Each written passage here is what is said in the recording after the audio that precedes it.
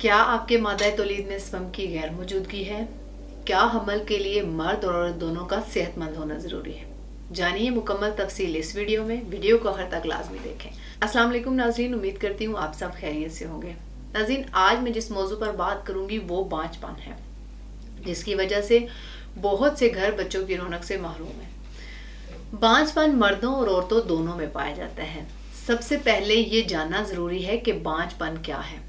बांझपन को आम अल्फाज में यूँ बयान किया जाता है कि जब मियाँ बीवी 1 साल तक दुरुस्त हुकूक ज़ौजियत अदा करने के बावजूद भी औलाद पैदा ना कर पा रहे हो तो इसे बांझपन कहते हैं। शादीशुदा जोड़ों में शादी के पहले साल हसूल हमल का इम्कान 80% होता है, जबकि शादी के दूसरे साल इसी इब्तदाई 100% में से हमल की कामयाबी का इम्कान 10% तक रह जाता है। बांझपन की 2 इकसाम हैं, primary infertility and secondary infertility.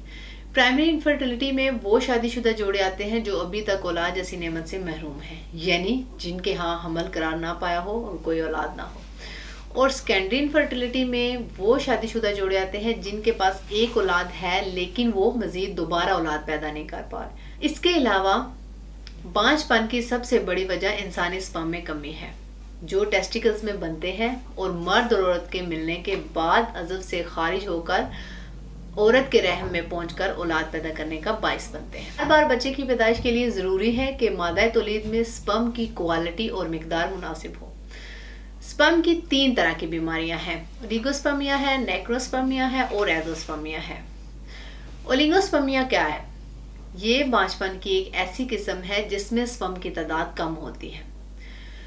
Sperm की मुनासिब तादाद 200 मिलियन से 600 मिलियन होती है। 50 मिलियन एक्टिव स्पर्म हो या 50 मिलियन एक्टिव से कम हो तो वो औलाद पैदा नहीं कर सकता। अगर स्पर्म की मुनासिब तादाद 120 मिलियन से कम हो तो ये ओलिगोस्पर्मिया कहलाएगा। 1 मिनट में 50,000 स्पर्म पैदा होते हैं और एक दिन में 72 मिलियन, और यही स्पर्म्स 84 डेज यानी 84 दिन में मैच्योर होते हैं। इसके बाद दूसरे नंबर पर बात करते हैं नेक्रोस्पर्मिया के बारे में। ये भी बांझपन की एक इकसाम है, ये भी स्पर्म की एक बीमारी है। सीमन में स्पर्म तो मौजूद होते हैं लेकिन वो जिंदा नहीं होते, वो मुर्दा हालत में होते हैं और मुर्दा होने की वजह से वो इस काबिल नहीं होते कि हमल हो सके।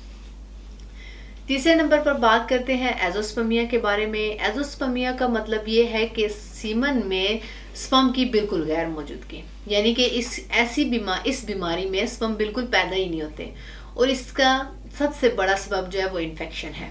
एजोस्पर्मिया की मजीद 2 इकसाम भी हैं जिनमें ऑब्स्ट्रक्टिव एजोस्पर्मिया है और नॉन ऑब्स्ट्रक्टिव है।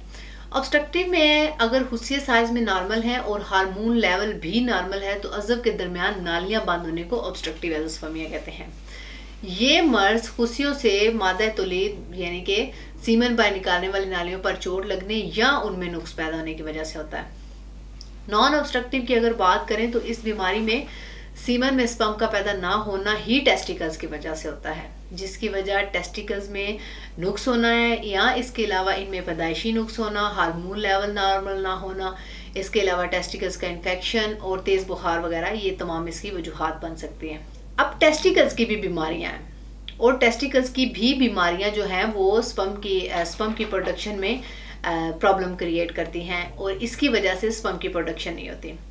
इसमें हाइड्रोसील है और वेरिकोसील है। हाइड्रोसील का मतलब ये है कि इस बीमारी में हुस्सियों के ऊपर गोश्त बढ़ जाता है।